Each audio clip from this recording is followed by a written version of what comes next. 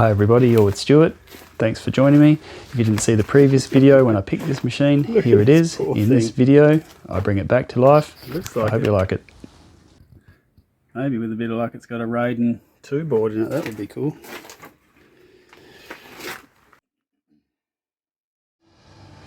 Alright, well I finally had a chance to look at the Barn Find arcade machine.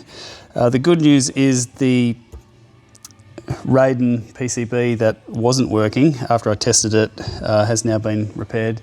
You can look at Guru Dump's log on the repair of this particular board. So that's good, that's ready to go.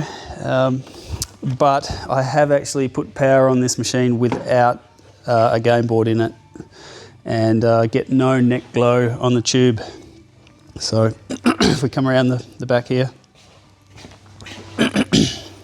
after powering up, we hear a little bit of noise from the chassis, but no neck glow on the tube. So what I'm going to do is just pull it all out and have a bit of a look at it, and maybe test the tube on another chassis just to see what I've got there. If the tube is bad, I'll have to find another tube that works along with another chassis. This chassis will just go in the pile of dead chassis for now. I'm sure I've got a working chassis that I can use.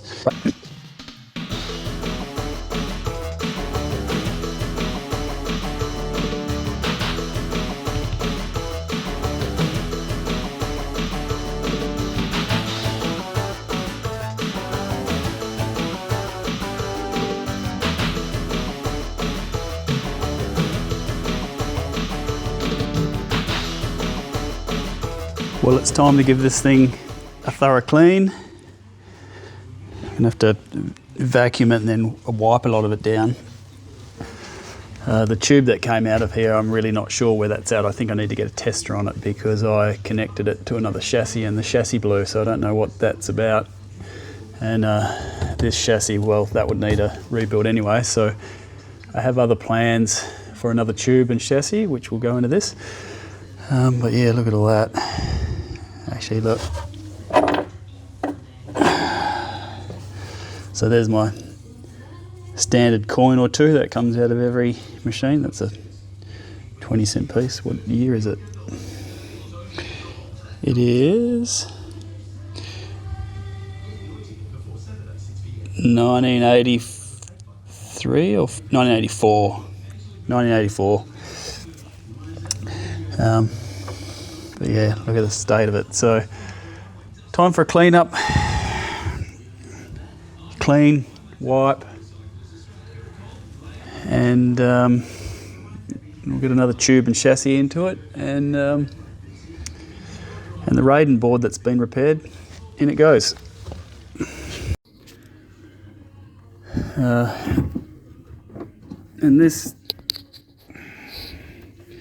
this should be up in the light box as well, so I've got to sort out the light box. Obviously there's no tube in there, so it's light box open, and we've got to check out the lighting circuit.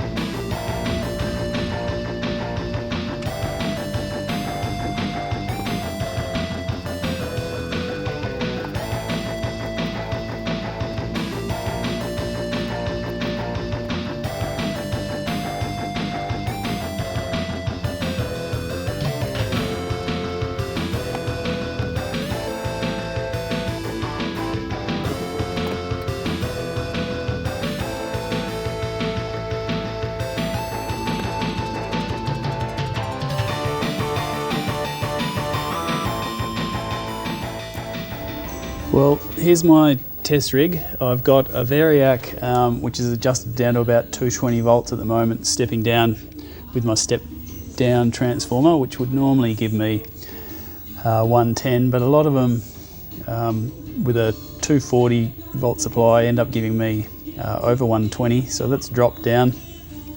Arcade power supply. We're just running through the Neo Geo at the minute with some adapters. K7000, I think it is, that chassis. That's just been gone over with a new flyback and some caps by Australia's Best. And here it is here running. She'll come back to that. Oh, well, there you go. It's looking pretty good. Just a bit of, needs a bit of degaussing. Very mild. Might just do that with a magnet in my hand. May as well wait till the tube is in the machine. So this is my chosen tube for to go in to here. Starting to run out of 25 and 26 inch tubes. Seem to be getting hard to get, but luckily this was a TV that I picked up recently for about $100. Great donor. The only issue is it has a bonded yoke, so no convergence rings, which kind of sucks. So if I have a drama there's not a lot I can do about it, I don't think. But it does actually look all right. I can put this test pattern generator on. Might do that now, and we'll have a look in the corners of the tube, see what it looks like. All right, there it is here. I've just got it in my hand. You can press this little mode button here and go through it. Let's have a look.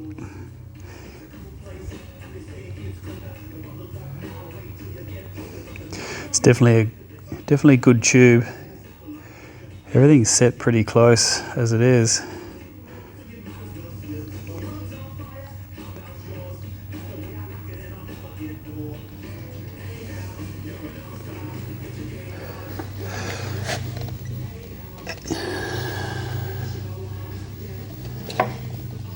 It's actually not that bad.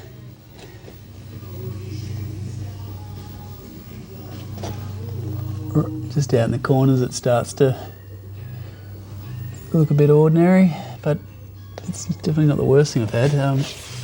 Some kind of weird pattern going on in it that I can see. It's every line. That doesn't look normal, but it's more likely to be the chassis or something else. But if we're just looking at the dots, it's not bad. They get real bad at this bottom corner. You can actually see and the lines, but overall, yeah, this is definitely the worst. This side, not too bad. Right on the outside, I can just see the red, but generally, this could definitely be improved, I would say, if I had convergence rings to play with, but that is about as good as it's going to be because I cannot adjust it. All right, time to get this tube into here.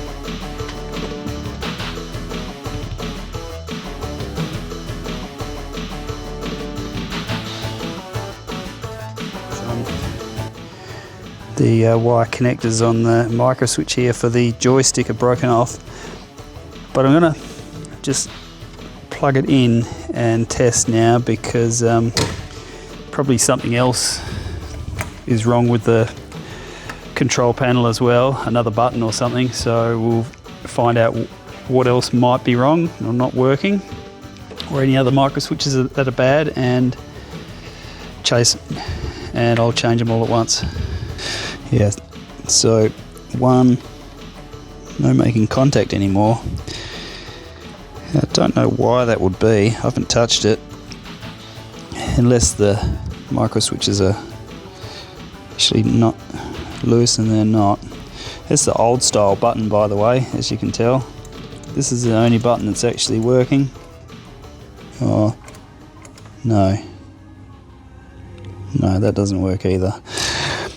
So it's just the screws adjustment on 3 of those, and I'm thinking it's just one micro switch.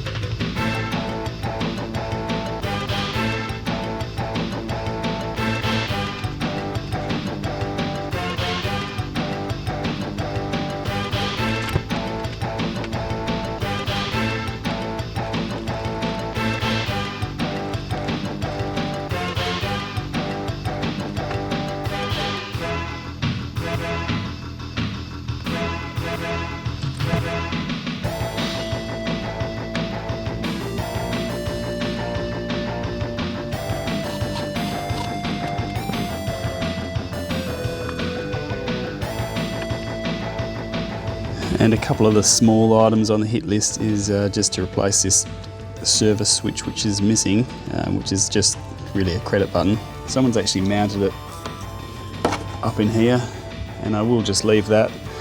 I've got another one to actually put back in here, and the main switch has popped out, and I've just pulled another one from another power supply. Here it is here, just busted off. It's literally just push on connectors and back in the hole.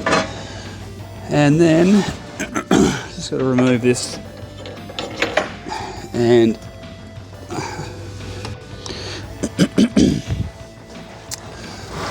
well, this is quite good.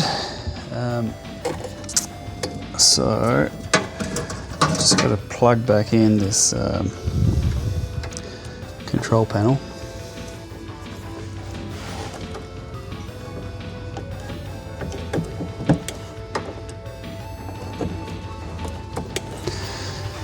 I don't know what that is. I don't think that's relevant at this stage.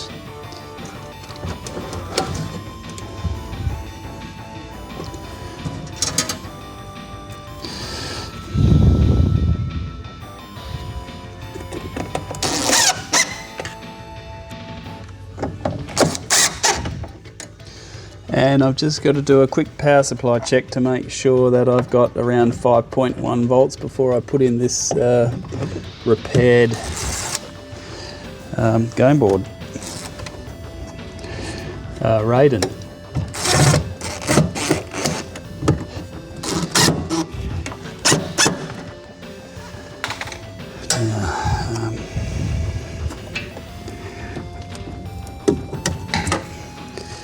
Now let's power this thing up.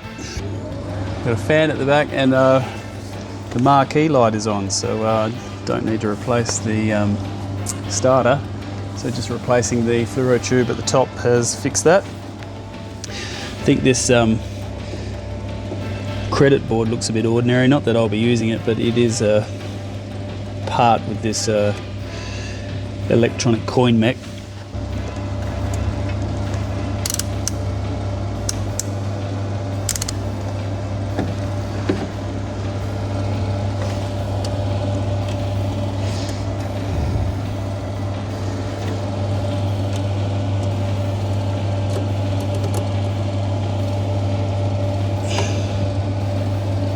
Six 6.1.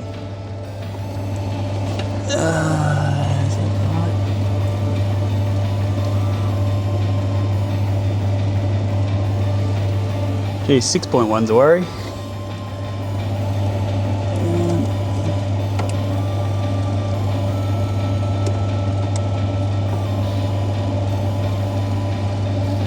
.1.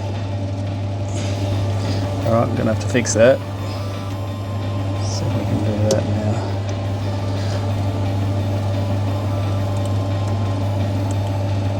Oh, it's going higher.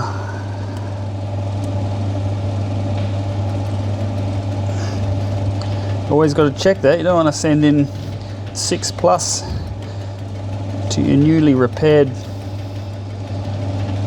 PCB. There we go. Might actually check that over here as well. See if there's any loss over this harness, which there could be. No, that's good.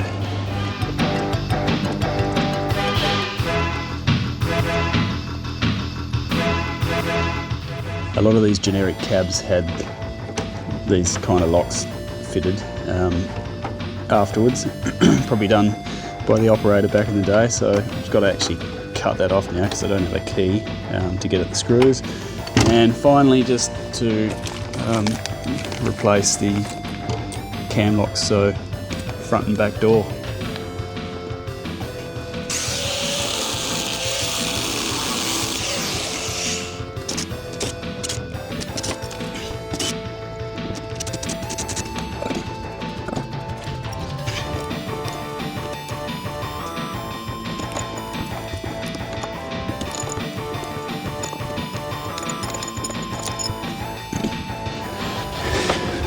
State of this door is a reminder of how bad this machine actually was, so I'm going to give this a clean next, but I just want to do the 2 cam locks on the front and back door.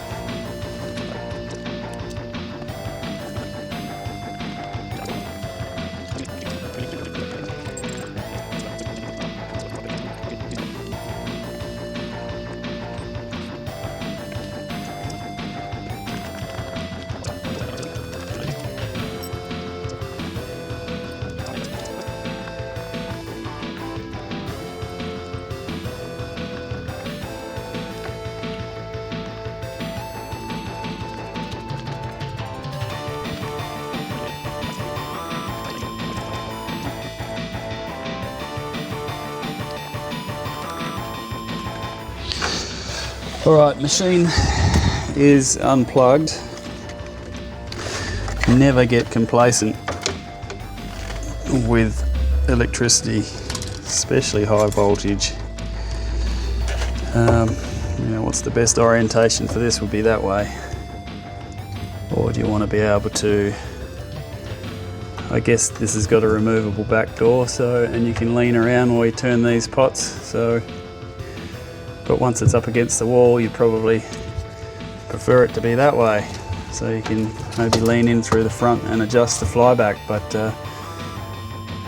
you shouldn't really need to do that.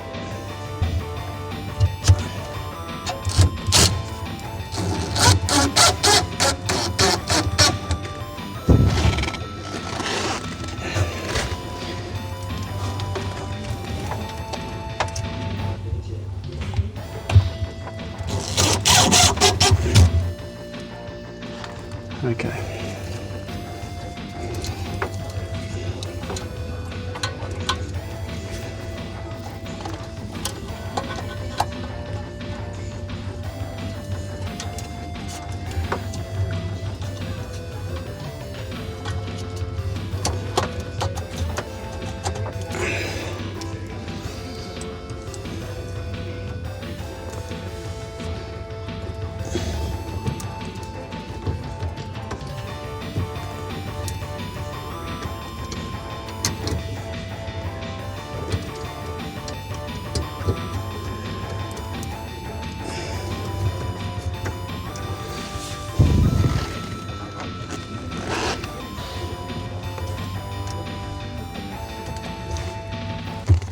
Sorry, wrong one. There it is.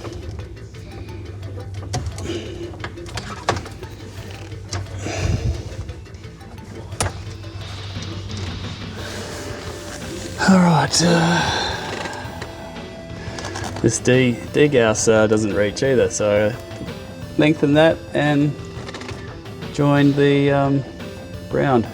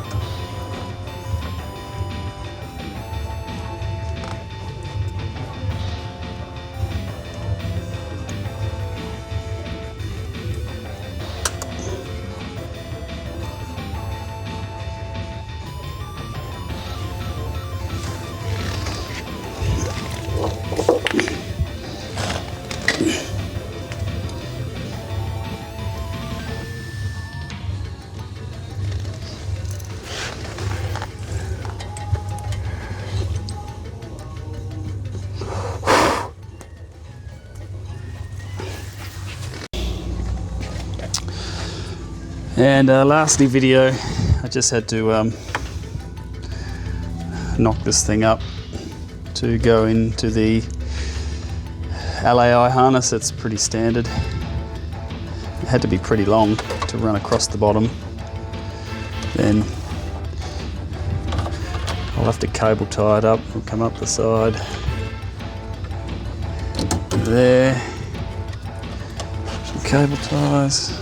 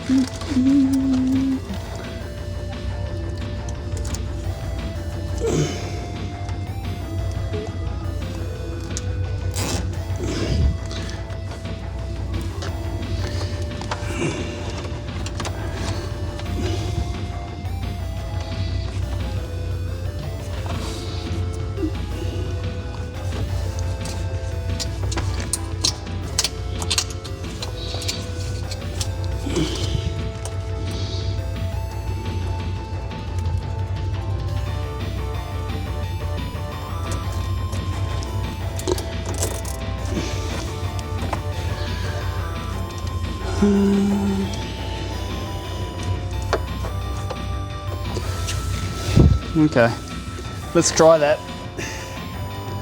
Okay, well, I've got a picture. It's bright enough, considering it's quite bright in the workshop here. You can see in the reflection the skylights from the roof. But I've got to widen the screen, like make the picture wider. Also adjust it the other way. I also need to degauss. The colours are all wrong on half the picture, as you can see. So this one here is done with this tool, and if I hold that and if I adjust it the wrong way, that's winding that out, is making the picture wider. Seems a bit odd when the tube's mounted the other way. Still a fair bit to go at the bottom. Hopefully I get enough adjustment out of it. It's looking alright. It's getting there. It's there at the top now. Okay, yeah, no problem with that. Okay, I'll make some other adjustments now. Well, I just had a game, didn't do very well, but credits, buttons, joysticks, all working good. The only issues is a bit of fold over, trying to stretch out this picture. It's only with this game board. I can put other game boards in and have no trouble adjusting the picture to size. It's just this Raiden, so going to live with it, or I will just shrink it so I've got a black line up each side of that picture. That will do. Let's get it into the arcade. All right, I'll just wait. Next bit of screen, you can see up in this corner, it's green. At the moment it looks blue, but there it is. Big magnet.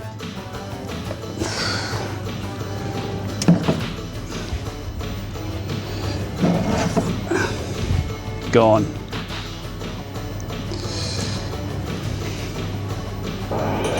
Big speaker magnet the size of my hand. Works a treat for fixing some of these things.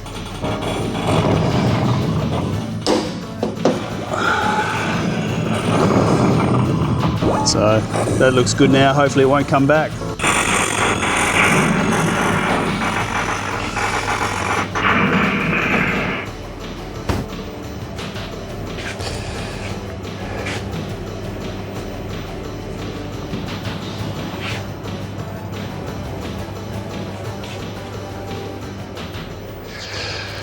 Well, last words. I had a bit of fun on this one. There's something satisfying about bringing a machine back to life. It's not quite a holy grail like this other machine behind me, but it's a good solid Australian made cabinet with a great game in it, Raiden II. I just played a few games myself. I would liken it to a game I used to play, Flying Shark, but like a souped up version of it. Great audio and visuals, good game to play. Well, if you like that, you know what to do. Feel free to leave a comment below. I'm currently working on Afterburner Part 2 and a bunch of other videos, including a Pepsi Bite video. Well, thanks for watching. I hope you liked it, and I'll see you on the next one.